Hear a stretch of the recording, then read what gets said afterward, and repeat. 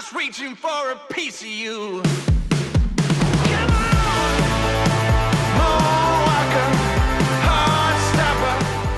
Hey guys, I'm Tony Moore and this is Killer Drums. Welcome to Gear. We're here with our special guest, Jackie Barnes. Woo! Yes, we're back. Jackie, we have another kit. We do. We have a new kit as well. New for 2021. This is a new series from Tama drums. Yeah. One of my favorite brands. I've played Tama my whole life. You got a lot of love for Tama. Got a lot of love for Tama. Yeah. I've been on their roster for the last 11 years. Yeah. But nice. my first kit was a Tama. An old Crestar from the early Crestar, 80s. what's that one?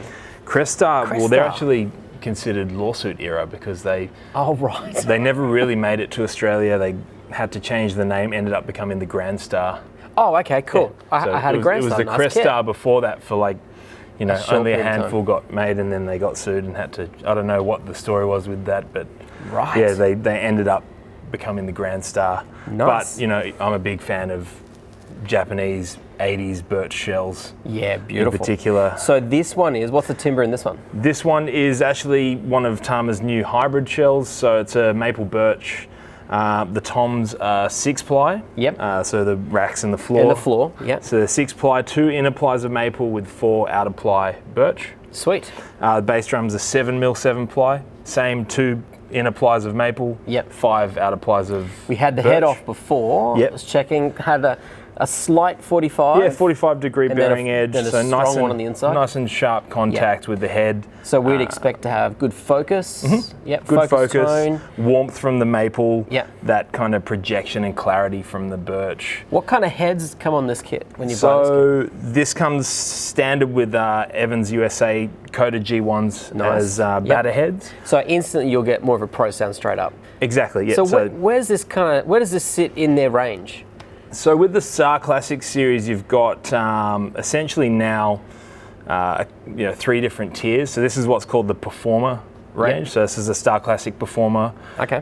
Essentially, a few years ago, Tama phased out their Babinga shells, and they did one. They're a beautiful shell. The Babinga birch shells they're still some of my favorite. Yeah. When I'm touring around the world, I quite often find them in backline companies, and they're awesome.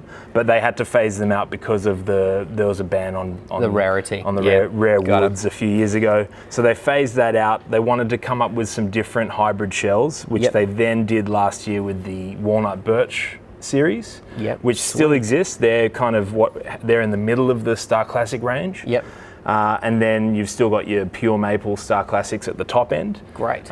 Which we do have here as well. And they basically wanted to reintroduce a third tier. Yep. Because they did previously have all Babinga shells as well, which they had to phase out. So there were originally 3 tiers. So this has become the new Performer series. Yep. And basically they wanted to bring it in at a price point underneath the walnut birch. So they wanted to gear it in between a kind of, entry to mid-level kit to a pro kit. They wanted something in between. Pro gear, hey? Die-cast tubes. We've got suspension system. Yep, you've still got your Starcast mounting system, which is and you've still got your lugs that are on all your high-end Starclassic kits. And what about the floor tom legs? What's on that? Are they they had to cut costs somewhere. Yep. So where they've done that, a few little things you'll notice. So if you look on the bass drum, the spurs. They're kind of what I would call the next tier down in your bass drum spurs to what's on the normal Starclassics. Yeah, right. Okay. So you see them on like your Superstar Classics and your intermediate kits, so to speak. It's still a nice lightweight spur. Yeah. And they work fine. They're just not as you have costly to make. Yeah, they're not as costly to make. A little bit more finicky to adjust. You need a drum key to adjust the height of the spurs and whatnot. Yeah, gotcha. So it's just a little bit more work involved in that, but it's a cheaper part. Yep. Then on the floor tom, if you look at the floor tom legs, they've actually got that next tier down in like the old school in leg mounts. They're kind of more like your old school kind of. Yeah. But they work fine. Yeah, great. ISO feet on them at all? They do. They've still got the same kind of same floor tom legs. Yep. That you get on your standard Starclassic. Nice. So they're still great hardware. Yeah. Good heads. Another one of their cost-cutting things was to put the Powercraft Tama on the bottom made heads as the resonance, which does affect the sound a little bit. If I were to buy this kit, I would definitely put generic or clear G1s on the kick head. Was Kick head is an Evans EQ4 Clear. Nice, good head. Which has your focus ring. The front head is a Tama made Rezo head, but it does have a little kind of muffle, not muffle ring, but just like a little extra reinforcement ring, little like tone. So they sound great. We punched a hole in the front. Well, you did. I did. Yeah. Put a little hole. This one, I just felt this with this EQ4. These sound nice with a little bit of muffling inside. Yeah. Let bit that more air punch. escape. Yeah. They're not an overly. I wouldn't call them an overly tonal drum where you would kind of tune it open and have especially not with this head. Yep. If I was to put a different bass drum head on this, I might pull leave something out. But with this head, it seems to want to be punchy and kind of let that air escape. You want to hit it. Exactly. Price point, where's this kind of sit? Australian dollars? Australian retail? dollars, this one is retails at $2,500 for a 4-piece shell pack. That's without the snare. Good. Yeah. So it's really competitive. Whereas the walnut birch sits more around the 3 to 3.5 or between the 3 and 4 mark. So this is kind of very, very much intermediate to emerging kind of a pro. So if you're looking at other brands, this prices alongside your kind of lower end masters. Yep. So Pearl Masters in that kind of in that range. Sonor. And you said it's birch? Birch maple. Birch maple. So nice. hybrid shell. Yeah. So tell me what the finish is. I look at it and I'm like hungry again. So, as we've spoken about this, Tama do some of the nicest finishes around. This is unique. I haven't kind of seen this one yet. So it's called Caramel Aurora, and it's actually a painted finish. Great. So a lot of people come into the shop and look at this and think it's like an exotic veneer, which is kind of the idea they wanted to give off, but that's a kind of swirl they've created in the paint department. Nice. So it looks like it's hand painted though. Yeah, that's really nice. Yeah. And it's a gorgeous finish, and this you got to remember this is a Chinese-made kit. Yeah. So it's obviously most of the companies are now using the cost-cutting measures to move over. So you're telling me before about that. So let's tell everyone what's kind of happening now. So with Tama, they still make their high-end drums in Japan. Your Tama Star, you can custom spec high-end Starclassics made in Japan. Sweet. They're very expensive, but they're very nice. Yeah.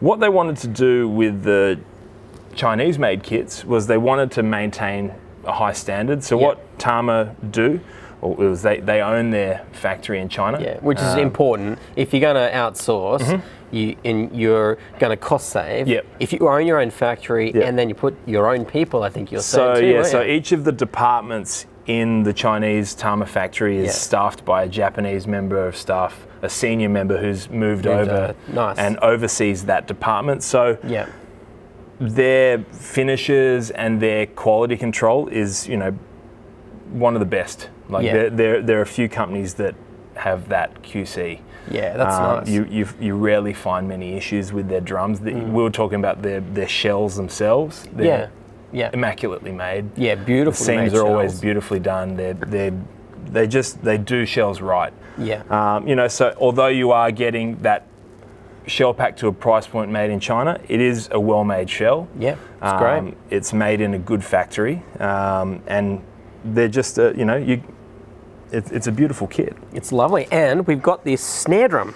Yes. Can we lift it up? Maybe lift it up and let's have a look. Let's show the camera. So this snare drum is one of my personal favourites in the Tama SLP range. Good. So I'll find there's the SLP badge there. Yeah. SLP stands for Sound Lab Project. Great. Flip it up. Show the inside. Capture that. There you go. I'll just hold this here for a while. I love it. Muscle. So what Tama wanted to do with the SLP range was they wanted to make affordable snare drums. Yep. But well made. Good quality. Yeah. So again, these are made in the Chinese factory. Looks like maple on the inside, but did you say what no? Was the outside? It's just a lacquered finish. So it is maple. It is all maple. It's all maple. So it's a love the hood. Yeah, it's a 6 mil, I believe, or 6 mil or 5 mil. Yeah, kind of. I think you're on the money there. But you've got a re-ring, sharp 45-degree bearing edge. Reminds me a lot of the old, the now discontinued Anton Fig signature snare. Yeah, with the wood hoops. Love the wood hoops. And you're a fan of woodies too, hey? Absolutely. So what you get with the SLP range, you get that, it's a Chinese-made shell, but you get all of the hardware that's on the high-end drums. So nice. This throw-off, which is the silent get one of the throw-off. cameras in. Just come over. Maybe come on this side. Have a look on this side. See if you can get a shot. So this throw-off is their highest-end throw-off. Nice. So this is on their nicest drums, and you look at how quiet it's silent. That's really lovely. Yeah. No clicking, no kind of. It's actually. Oh, that's nice at the end. The linear drive. Beautifully. And then you've got the same on the butt end. You've got adjustability of the snare wires. On both ends. So that's a really high-end strainer. You've got your Starclassic lugs. So all the hardware is high-end. Ribbon, which I love. The ribbon. Now, why do you love the ribbon? I just find it's a lot of companies use that kind of chicken wire kind of feeling stuff. That's it. And it actually damages the bearing edge and the snare bed. And it kind of digs into the shell and kind of leaves an imprint if you have like the wrong. Pops your heads. Yeah. And they tend to, a lot of drum heads, the metal hoop or the ring of the drum head actually cuts away at that little thin piece of wire or the little kind of cord, the snare cord. So I find the ribbon having a little bit more spread across the bearing edge. It's a little sits nice. It sits nice. It doesn't damage the bearing edge, and although ribbon will naturally snap eventually, I think it's preferable to me. I've always found also particularly on the butt end, when you have a snare drum lying up and you drop the wires off, with the ribbon, it stays parallel to the drum. So it's not twisted or popping. It drops beautifully, and when you lift it up, it's beautiful. Now, you often play with the wires fairly loose. I find a lot of drummers... Mate, it's the wrong way up. A lot of drummers tend to over-tighten the snare wires, and they wonder why their drum sounds choked. And in actual fact, so if you loosen the wires up, you'll find the drum kind of opens up in sound. Got some air in it. And again, back to the ribbon, the other thing is when you're changing your snare wires, when you're doing it with the cord, you kind of have to get that adjustment really kind of precise to get so you get the snare wires not kind of skewing on the head. And you get them. It's a lot easier to get it lined up evenly with the ribbon.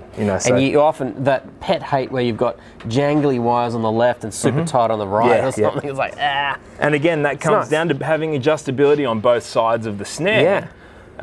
Gives you that ability to have it sitting evenly, because if it goes off to one side, we've talked about it in a previous video, that's going to create that buzz. So what kind of money is this sit at? These are around they retail around $1,000, I think it is, but street price probably a little bit less than that. Great value for money. I've got one of these in my studio in Sydney. And I record this a lot. It's a really, the wood hoops give you that focus sound, but it's still got body, crack, the re-rings on the maple. It kind of blends well with this kit too, both lovely sonically and visually. That lacquer's beautiful. Tama SLP, the full range of those snare drums is phenomenal. Great. And you got plenty in store here too. Plenty of stuff. I've seen a few, you got some cool snares over there that have just come in, and Tama released a few special snares? There's a few. What was that? They released a couple of limited edition, the Lars Ulrich 30th anniversary snare. Nice. And the Stuart Copeland 40th anniversary snare. Is that like a 5.5? It's a 5. It's 5. Ooh, nice. Which is my I've been using one of the chrome over brass Stuart Copelands for years. I believe the one they've just released, the 40th, is a raw brass finish, which will be lovely. Antique brass.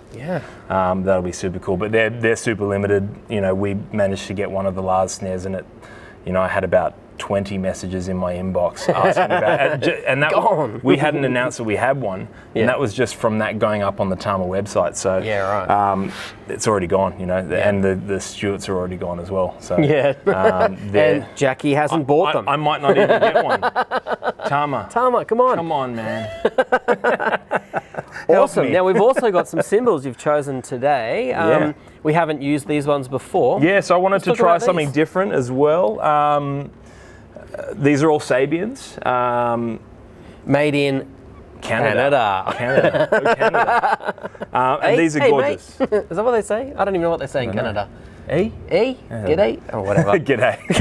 That's here. Anyway. But anyway, I've kind of got a mixture of two of my favourite series of the Sabian range. Yep. The Artisan series and the Legacy series. Beautiful. Now, Legacy, who kind of pioneered Legacy? Dave Weckl. Mr. Weckl. Mr. Weckl. So he did a few different series, and these are kind of his darker range. So probably a bit more from his ear training in K-land. Yes, exactly. So kind of nice and dark. Yeah, they're definitely got that K sound. Yeah. Interesting thing. So I've got the 19 Legacy Crash here. Yep. Interesting thing about this one, the 21-inch Legacy Ride. Yeah. It's super thin, and I was expecting it to be super washy. Yep. Just because of how thin it is, and I found it not as washy as I thought. And then it wasn't until I flipped the cymbal and realised it's actually got an unlaid band around the cymbal. Yeah. So I don't know if you can actually. You try and jump under the. No, let's rip it off. Should we rip it off and have a look? Yeah, rip it off. So it's just one of those things. Just by looking at cymbals and testing them out, if you check that out, an unlaid. It's almost like a focus ring for a cymbal. That's Weckl too, isn't it? Yeah. Yep. So it's a Weckl signature. Nice. That unlaid band basically controls that wash. Yeah. So probably similar to a donut we used to put on our snare drums to suck the sound in. Yeah. Kind of does. Just hit it without the sizzle on it. You can definitely. You can see the wobble. Like that's a ride. So. Yeah. But it's got the perfect amount of decay, perfect amount of. Nice ride. I would call this a crash ride. Yeah, that's sweet. Yeah, that's a beautiful cymbal. So I like that touch. Yeah. That's nice. It's pretty thick. Like it looks to be about 0.5 millimeter, just sort of raised. It's quite a thick band, not just width but also profile. So you can see they've taken a bit off with the lathe, So and very heavily hammered. Yep. Nice. Looking forward to hearing that. So that's a gorgeous cymbal. Let's get that back on. And what's this, Jackie? What are we doing here? Some minor cymbal bacon. Cymbal bacon. That's what they call it. We always get on the food. What's with all the food? So it's just a little. It just adds a little bit of sizzle. I always like to have one. Like I generally run 2 rides. That are contrasting. So I've got this is obviously a really thin ride. It's a little bit more controlled. This is the 22-inch Artisan medium ride. So it's a little denser. Yeah. It's got a bit more attack to it. And so the Artisan's got a really nice tone too. Yeah. So this being a medium, it has a bit more attack, a little bit more of a ping to it, but it's still dark. Nice. That's 21? 22. It is a 22. And then a 21. Right, okay. So I always like to have a second contrasting ride that has something different. So like I quite often run a sizzle ride as a second crash ride, And then I've got the 15-inch Artisan light hats. Right. I'm a light hat guy. Yeah. I like light feeling hats. They're a bit more buttery, darker. Let's ping them. What's the top and bottom sound like? Just a ting. Yep. Cool. And the bottom. Okay, nice. Cool. What does it sound like?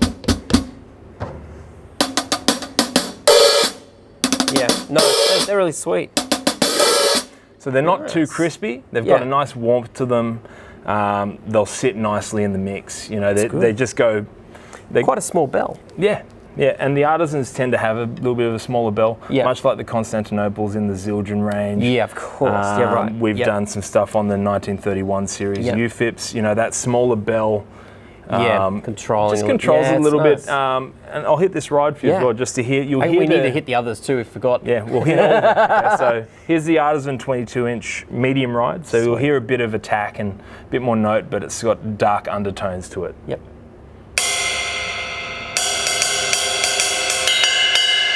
Yeah, great bell. Still crashable as well. Yeah. But you can hear that dark undertone coming through.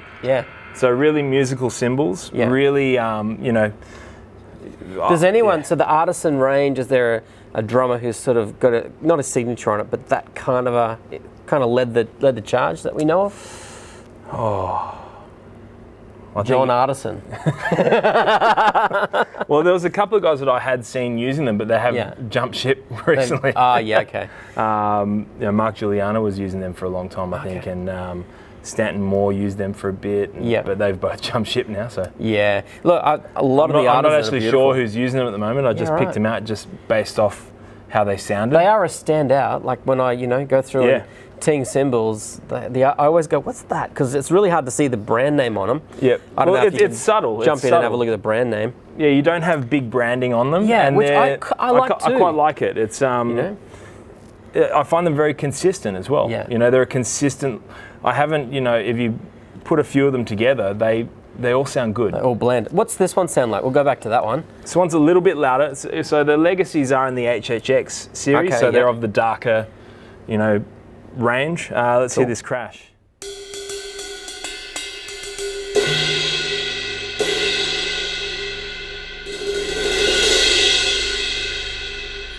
It's nice. It's nice. Yeah, it's familiar. It's just a nice dark sound. It's musical. It's warm. It's got a nice spread. Yeah. And then this 21 with the cymbal bacon.